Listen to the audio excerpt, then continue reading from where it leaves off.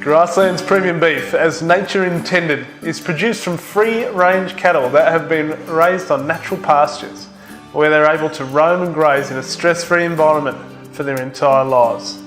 All Grasslands premium beef is free of antibiotics and artificial hormones.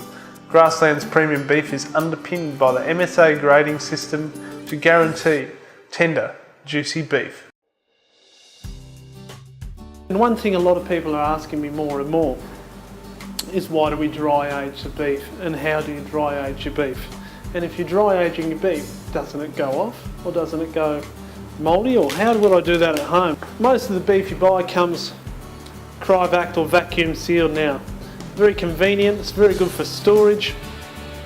It's an anaerobic aging process in there, which means it doesn't have contact to oxygen, which is very good. But as you probably know, a lot of restaurants now, including mine, are big on dry aging product. Now, basically when we dry age, what we want to do is we want to get this piece of meat out of the anaerobic environment it's living in, and we want to get it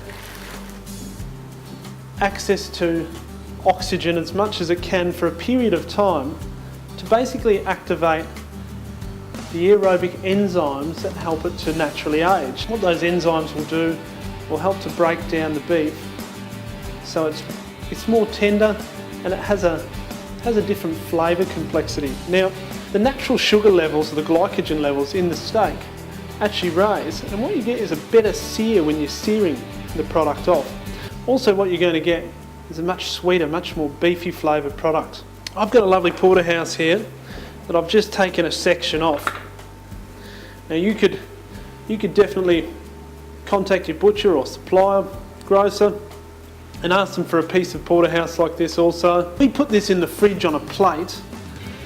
What's going to happen is you're probably going to get a little bit on the bottom, start to sweat, start to mould, and your product's going to start to go off basically.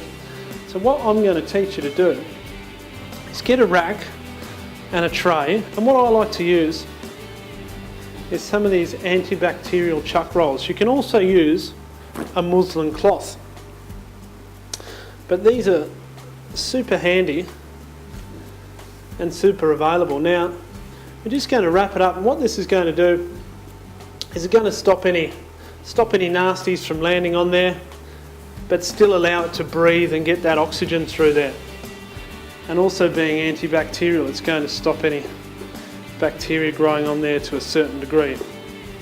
Now what we'll do is we'll get a bit of string, a bit of butcher's twine, and we'll just secure that so that it doesn't come undone. And then we're going to sit that in the fridge probably for up to about a week. You probably don't need to go too much more than a week, but even a couple of days you'll start to get some dry aging. What you're going to expect is about a 10% moisture loss in the first 72 hours.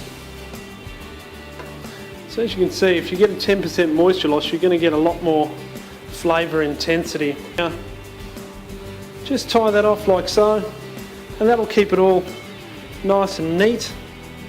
And then here's one I prepared not so long ago. So when you're ready to go, you can unwrap that, and what you'll notice is that the product in there, it's basically got a bit more of a red colour, and it's a little bit crispy on the outside, and it's quite a bit smaller. So when you cut a steak off there,